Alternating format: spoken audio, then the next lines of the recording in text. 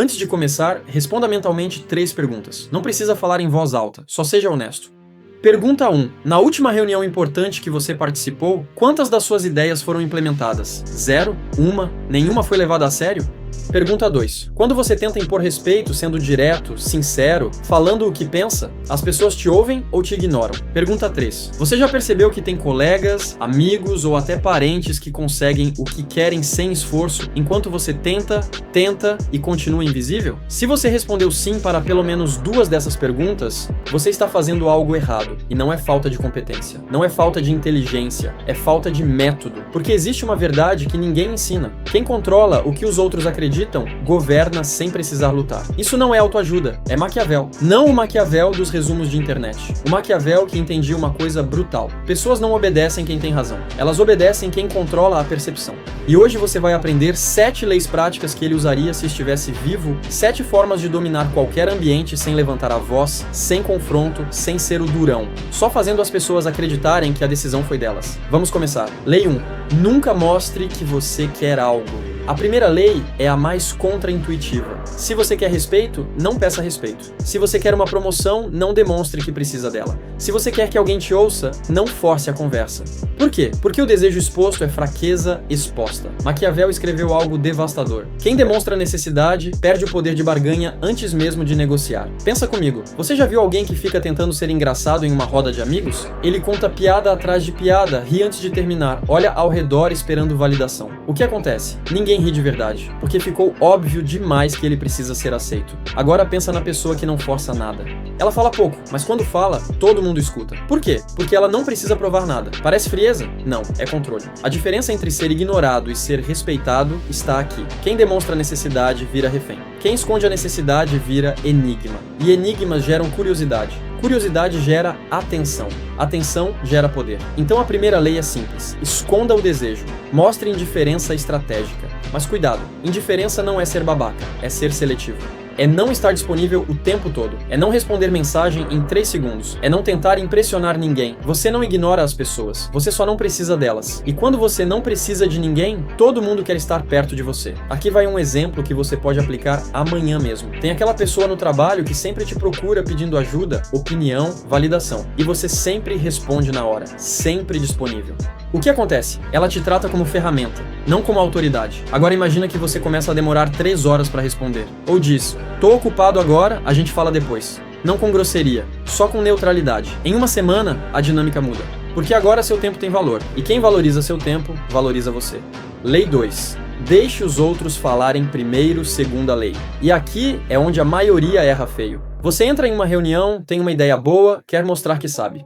Então você fala primeiro, você dá a solução, você entrega o raciocínio completo. E o que acontece? 2 coisas. 1, sua ideia vira pública. Qualquer um pode pegar, distorcer ou roubar. 2, você não sabe o que os outros pensam. Então você não tem como adaptar seu discurso. Agora imagina o contrário. Você fica quieto, deixa os outros falarem. Você escuta, anota mentalmente. Observa quem concorda com quem tem medo de quem tá tentando agradar o chefe. E só depois, quando você já mapeou o ambiente, você fala. Mas não fala qualquer coisa. Você fala exatamente o que o chefe quer ouvir, usando as palavras que ele usou 5 minutos atrás. Ele vai achar que você pensa exatamente como ele. Mas a verdade é que você estava calibrando. Maquiavel chamava isso de adaptar o discurso ao ouvinte. Não é mentir, é comunicação cirúrgica. Porque quem fala primeiro revela suas cartas. Quem fala por último joga com as cartas dos outros na mesa. Então aprende. Em reunião, em briga, em negociação, silêncio primeiro. Resposta depois. Tem um detalhe importante aqui. Quando você fala por último, você também tem outra vantagem. Você sabe quais argumentos já foram destruídos. Você não vai repetir o erro dos outros. Você vai apresentar algo que ainda não foi contestado. E tem mais. Se o chefe já discordou de 3 pessoas antes de você, ele vai estar cansado de dizer não.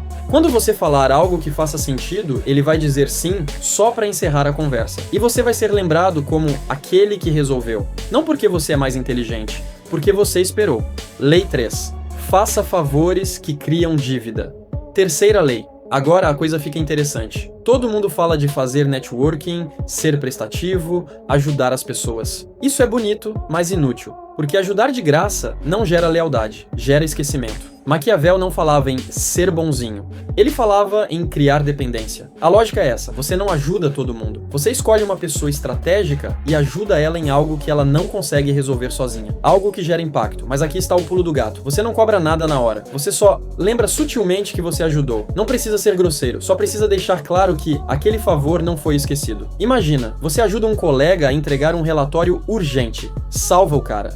3 meses depois, você precisa de uma indicação para um projeto. Você não fala, você me deve. Você fala, lembra daquela vez do relatório? Então, agora eu tô numa situação parecida. Pronto. Ele não tem como recusar sem parecer ingrato. E aqui está o segredo. Você não criou um amigo, você criou um devedor. Amigos são voláteis, devedores são previsíveis. Mas atenção, tem uma diferença brutal entre ajudar estrategicamente e ser explorado. Se você ajuda todo mundo o tempo todo, você vira o coitado disponível. Ninguém te deve nada porque você já deixou claro que sempre vai ajudar de graça. A sacada é essa: ajude poucas pessoas, mas ajude bem. E sempre em momentos em que o impacto é visível. Porque quando você ajuda alguém a resolver um problema que estava tirando o sono dela, ela não esquece. E ela vai procurar formas de retribuir. Às vezes sem você nem pedir. Porque dívida moral pesa. E quem deve, paga. Lei 4. Nunca corrija ninguém publicamente, quarta lei. E essa aqui é mortal se você errar. Você tá em uma conversa, alguém fala uma besteira, você sabe que tá errado, você tem o conhecimento, tem a fonte, tem o argumento, e aí você corrige a pessoa na frente de todo mundo. Parabéns, você acabou de fazer um inimigo. Porque você pode estar certo, mas a pessoa vai te odiar. E ela vai esperar a chance de te destruir de volta. Maquiavel sabia disso. Ele dizia, humilhar alguém em público é criar um inimigo permanente. E inimigos permanentes te custam mais do que estar certo vale. Então o que você faz? Você deixa a pessoa falar. Você não corrige. Você espera a conversa terminar. E depois, em particular, você fala com ela. Mas você não fala, você tá errado. Você fala, eu vi que você falou X, mas eu ouvi uma versão diferente, será que faz sentido? Parece que você tá sendo educado, mas a verdade é que você tá sendo estratégico. Porque em público, você não humilhou. Em privado, você plantou a dúvida. E a pessoa vai corrigir sozinha, sem te odiar. E tem mais. Se você corrigir em privado, a pessoa vai te agradecer. Porque você protegeu a imagem dela. Agora ela te deve lealdade. Então memoriza. Nunca destrua a imagem de ninguém em público. Nem do seu inimigo. Porque governar a percepção dos outros significa também governar como você é percebido por quem está assistindo. E tem outro detalhe crucial. Quando você corrige alguém em público, você não tá só fazendo um inimigo. Você tá mostrando pra todo mundo que você é perigoso, que você humilha quando tem chance. E sabe o que acontece? As pessoas começam a evitar você.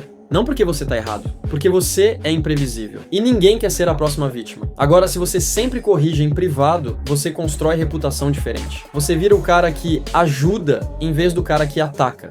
E essa é a diferença entre ser temido e ser respeitado. Maquiavel dizia que é melhor ser temido que amado, mas ele nunca disse que ser odiado é útil. Lei 5. Controle a narrativa, não os fatos, quinta lei. E aqui a gente entra no jogo pesado.